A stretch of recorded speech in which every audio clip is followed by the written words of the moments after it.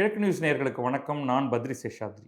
தமிழ்நாட்டில் வேட்பாளர்கள் தங்களுடைய சொத்து விவரங்கள் கொடுத்திருப்பதை பற்றி இதுவரைக்கும் 2 காணொளி செய்திருக்கோம். 1000 கோடி ரூபாய்க்கு மேல் சொத்துக்கள் உள்ள தமிழ்நாட்டின் பணக்கார வேட்பாளர்.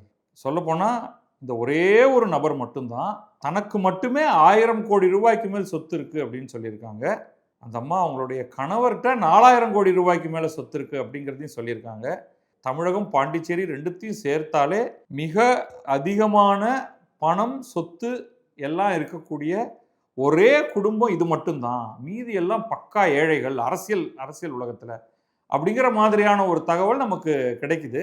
யாரு என்ன அப்படிங்கிறத முழுமையாக பார்த்துடலாம். தேர்தல் பத்திரங்கள் மூலம் சர்ச்சையில் சிக்கிய லாட்டரி அதிபர் மார்டினின் மனைவி லீமா ரோஸ், இவங்க தான் தமிழகத்திலேயே அதிக பணம் கொண்ட, அதிக சொத்து மதிப்பு கொண்ட அரசியல் வேட்பாளர் அப்படின்னு இந்த தகவல் நமக்கு தினமணியிலிருந்து ஒரு கட்டுரையிலேருந்து கிடைக்குது. இது மட்டும் இல்லாமல் இவங்களுடைய மகன் ஜோஸ் சார்ல்ஸ், இவர் புதுவையில் போட்டியில் இருக்காரு. மார்டின் லீமா ரோஸ் தம்பதியினரின் மருமகனான ஆதவ் அர்ஜுனா தமிழக வெற்றி கழகத்தின் சார்பாக அவரும் தமிழ்நாட்டில் ஒரு வேட்பாளராக இருக்கார். இவங்க எல்லாருடைய சொத்து பட்டியலையும் பார்த்துருவோம். இதில் எங்கே இந்த சர்ச்சை இதற்கு முன்னாடி வந்ததுன்னா, தேர்தல் பத்திரங்கள் மூலம் ஒவ்வொரு கட்சிக்கும் எவ்வளவு நிதி கொடுக்கப்பட்டிருக்கிறது அப்படிங்கிற தகவல் ஒரு உச்சநீதிமன்றத்தின் வழக்கின் காரணமாக வெளியிடப்பட்டது. ஆக்சுவலாக என்ன மாதிரி சட்டம் வைத்திருந்தார்கள் என்றால், தேர்தல் பத்திரங்களை வாங்கி யார் வேண்டுமானாலும் வாங்கி எந்த கட்சிக்கு வேண்டுமானாலும் கொடுக்கலாம், அந்த தகவல் ரகசியமாக வைத்திருக்கப்படும் அப்படின்னு தான் சட்டம் இருந்தது. அதை எதிர்த்து உச்சநீதிமன்றத்துக்கு வழக்கு தொடுத்தார்கள், பொதுநல வழக்கு ஒன்று. அந்த வழக்கின் இறுதியில் உச்சநீதிமன்றம் சொல்லிருச்சு, இதெல்லாம் நாங்கள் ஒத்துக்க முடியாது, நீங்கள் யார் எத்தனை பணத்தை எந்த கட்சிக்கு கொடுத்துருக்காங்கங்கிற தகவலை வெளியிட வேண்டும்னு. அப்புறம் ரொம்ப டாட்ஜ் அடிச்சுட்டு ஸ்டேட் பேங்க் ஆஃப் இந்தியா தான் இந்த தேர்தல் பத்திரங்களை வெளியிடுபவர்கள், அவங்க சொல்லவே முடியாதுன்ட்டாங்க. அப்புறமா உச்சநீதிமன்றம் ஒரு நல்ல கிடுக்கிப்பிடி போட்டு இருக்கின உடனே அந்த தகவல் அவங்க வெளியிட்டாங்க. அந்த தகவலில் கிடைச்சது ரொம்ப சுவாரஸ்யமான ஒரு தகவல் என்னன்னா, லாட்டரி நிறுவனத்தை நடத்தி வரும் மார்டின், அவங்களுடைய நிறுவனம் திமுகவுக்கு 509 கோடி ரூபாய் நன்கொடையாக தேர்தல் பத்திரங்கள் மூலமாக கொடுத்தது. அதே மாதிரி மேற்கு வங்கத்தில் திரிணாமுல் காங்கிரஸுக்கு 542 கோடி ரூபாய் கொடுத்துருக்கு. பாரதிய ஜனதாவுக்கு 100 கோடி ரூபாய் கொடுத்துருக்கு. ஸோ ஜஸ்ட் இந்த ஒரு நபர் மார்டின் மட்டுமே, லாட்டரி மார்டின் மட்டுமே 1150 கோடி ரஃபா 3 கட்சிகளுக்கு தேர்தல் பத்திரங்கள் மூலம் கொடுத்துருக்காரு. அப்போ அவர்கிட்ட எவ்வளோ பணம் இருக்குன்னு இன்னைக்கு சொல்கிறாங்கங்கிறத கேட்டுப்போம். பட் இது கொடுத்தது மட்டுமே அவங்க 1000 கோடிக்கு மேலே நன்கொடையாக கொடுத்திருக்கிறார்கள். நன்கொடையாக. இப்போ அந்த கட்சி என்ன அப்படின்னு பார்த்தா, மார்டினின் மனைவியும் அவருடைய மகனும் சேர்ந்து லட்சிய ஜனநாயக கட்சின்னு ஒன்று புதுச்சேரியில் உருவாக்கினாங்க. அவர்கள் தேசிய ஜனநாயக கூட்டணியில் அங்கம் வகித்து 2 சீட்டு வாங்கியிருக்காங்க. அங்கே எங்கள் பாண்டிச்சேரியில் மொத்தம் 30 சீட்டில் 16 இடங்களில் புதுச்சேரியின் என்ஆர் காங்கிரஸ் நிற்கிறது. மீதமுள்ள 14 பாரதிய ஜனதாவுக்கு ஒதுக்கப்பட்டு அதில் 12இல் பாரதிய ஜனதாவும் 2இல் லட்சிய ஜனநாயக கட்சி நிற்கிறாங்க. லட்சிய ஜனநாயக கட்சி யாரு அப்படின்னா, இந்த மார்டின் லீமா ரோஸ் உடைய மகனான ஜோஸ் மார்டின் உடைய கட்சி அது. அவர் நிற்கிறார் தேர்தலில். அவருடைய சொத்து மதிப்பு என்ன அப்படிங்கிறதையும் பார்த்துடலாம். இதுக்கிடையில் லீமா ரோஸ் என்ன பண்ணிட்டாங்கன்னா, மகனோட கட்சியிலிருந்து விலகி அதிமுகவில் சேர்ந்துட்டாங்க. எப்போ? பிப்ரவரி மாதம். இப்போ 2 மாதத்துக்கு முன்னாடி சேர்ந்த உடனே எடப்பாடி பழனிசாமி லீமா ரோஸுக்கு ஒரு நல்ல பதவி கொடுத்து, மகளிர் அணி இணை செயலாளர் அப்படின்னு பதவியை கொடுத்து அவங்கள லால்குடி தொகுதியுடைய வேட்பாளராக, அதிமுக வேட்பாளராக நியமிக்கிறார். ஸோ இவங்களுடைய மனு தாக்கல் விவரத்தில் பார்த்தீங்கன்னா, அவங்களுடைய சொத்து மதிப்பு அவங்க கொடுக்குறாங்க. அவங்க என்ன சொல்கிறாங்கன்னா, தன்னிடம் 1048 கோடி ரூபாய் சொத்து இருப்பதாக கணக்கு காட்டியுள்ளார். இப்படி தான் இவங்க முதல் ஆள், ஒரே ஆள் தமிழகத்தில் 1000 கோடியை தாண்டுபவர்கள் 1048 கோடி. ஆனால் இதில் கூடவே குடும்பத்தில் இருக்கிறவங்க எல்லாருடைய சொத்துக்களையும் கொடுக்கணும் இல்லையா? அப்போ அவங்க என்ன சேர்க்குறாங்கன்னா, தன்னுடைய கணவரான மார்டின், அவரிடம் 4159 கோடி சொத்து இருக்குது அப்படின்னு. ஸோ இவங்களுடைய சொத்து 1048, கணவரோட சொத்து 4159 கோடி ரூபாய், மகன் ஜோஸ் மார்டின் பெயரில் 665 கோடி ரூபாய், இதெல்லாம் அவங்க கொடுத்துருக்காங்க. இப்போ லீமா ரோஸ் என்ன சொல்கிறாங்கன்னா, அதை அதை பிரித்து பார்த்தா அந்த 1048 எப்படி வருது?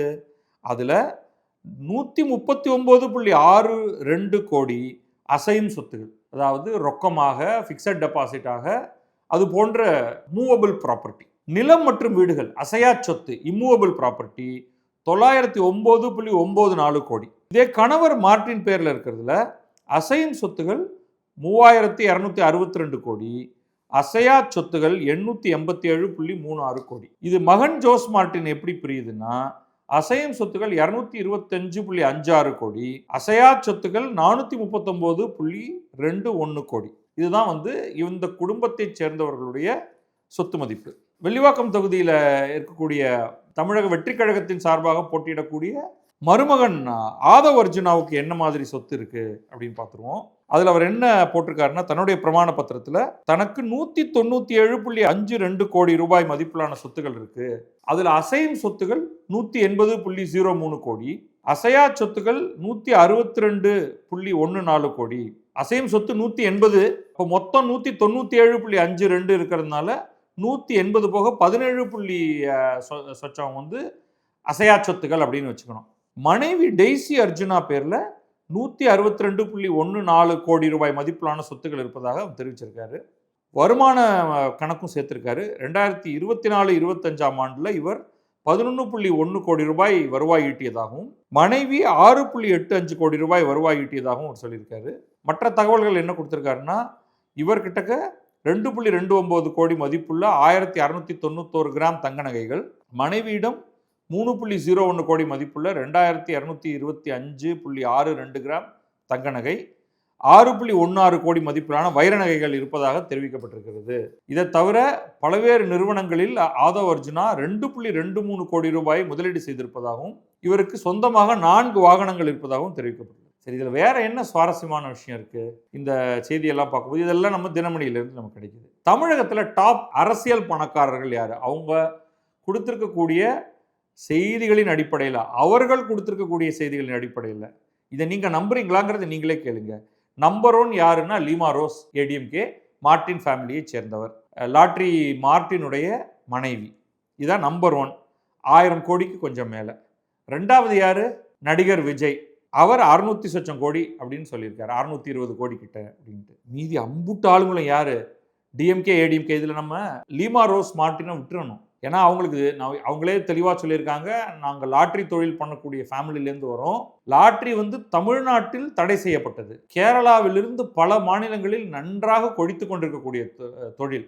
இந்த தொழிலில் வந்த லாபத்தை வச்சு 1000 கோடி அசால்ட்டா தூக்கி 3 கட்சிக்கு நன்கொடையாக கொடுத்திருக்கிறார் மார்ட்டின். அதிமுக, திமுக போன்ற இந்த 2 கட்சிகளும் இந்த மாநிலத்தில் கடந்த 50-60 ஆண்டுகளாக அவங்க ஆட்சி நடத்திட்டு வந்துட்டு இருக்காங்க. 1967 திமுக ஆட்சியில் இருக்கிறது. அதன் பிறகு அதிமுக வந்தது, விடாமல் ஆட்சி நடத்தி இருக்கிறது. 6 முறை திமுக தேர்தலில் ஜெயிச்சு ஆட்சியை கையில் பிடித்திருக்கிறது. அதில் முதல் முறையை விட்டுடுவோம். அண்ணாதுரை அவர்கள் மிக குறுகிய காலம் இருந்து மறைந்தவர். அதற்கு பிறகு முழுமையாக பார்த்தா யாருன்னு பார்த்தா கருணாநிதி அவர்கள், அவருடைய குடும்பம் தான் ஆட்சியில் இருந்திருக்கு. 7 முறை அண்ணா திராவிட முன்னேற்ற கழகம் ஆட்சியில் இருந்திருக்கு. எண்ணற்ற அரசியல்வாதிகள் இங்கே இருக்காங்க. அதில் யாருமே ஆதவ் அர்ஜுனா கிட்டக்க கூட வர முடியலையாம். ஆதவ் அர்ஜுனா சொல்றது எங்கிட்டக்க 197 கோடி அப்படிங்கிறாரு. லீமா ரோஸ் 1000 கோடிக்கு கொஞ்சம் மேலங்கிறாரு. விஜய் சினிமாவில் நடித்து 620 கோடி. மீதி எல்லாம் ஐயோ பாவம் 5 ரூபாங்க, எங்கள்கிட்ட 10 ரூபாய்க்கு மேலே கிடையாதுங்க அப்படிங்கிறாங்க. ஸோ இதை மனதில் வைத்துக்கொள்ள வேண்டியது உங்கள் பொறுப்பு. நன்றி, வணக்கம். நான் பத்ரி சேஷாத்ரி. இது கிழக்கு நியூஸ்.